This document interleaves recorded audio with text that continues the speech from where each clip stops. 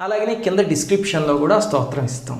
నమస్తే సిద్ధసేనాని ఆర్యే మందరవాసిని కుమారి కాళి కాపాలి కపిలే కృష్ణపింగళే భద్రకాళి నమస్తుభ్యం మహాకాళి నమోస్తుతే చండి చండే నమస్తుభ్యం తారిణీ వరవర్ణిని కాత్యాయని మహాభాగే కరాళి విజయే జయే శిఖిపించ ధ్వజధరే నానాభరణభూషితే అట్టశూల ప్రహరణే ఖడ్గఖేటకధారిణి గోపేంద్రస్యానుజే జ్యేష్ఠే నందగోపకులోద్భవే మహిషాశ్రు ప్రియే నిత్యం కౌశికీ పీతవాసిని అట్టహాసే కోకముఖే నమస్తేస్తు రణప్రియే ఉమే శాకంభరీ శ్వేతే కృష్ణే కైటభనాశిని హిరణ్యాక్షి విరూపాక్షి సుధృమ్రాక్షి నమోస్తుతే వేదశ్రుతి మహాపుణ్యే బ్రహ్మణ్యే జాతవేదసి జంబూకటక చైత్యేషు నిత్యం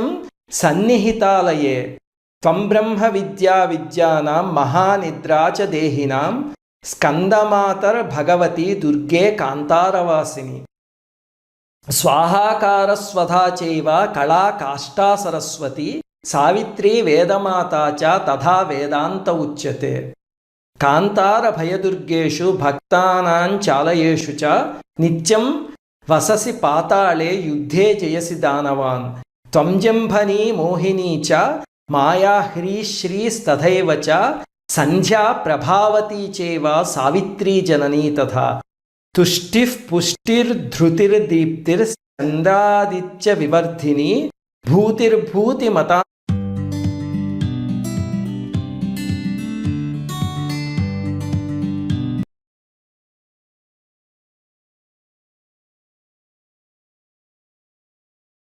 సంఖ్యే వీక్ష్యసే సిద్ధచారణైః స్తుతాసిత్వం మహాదేవి విశుద్ధేనాంతరాత్మన జయో భవతు మే నిత్యం త్వత్ప్రసాదాత్ రణాజిరే.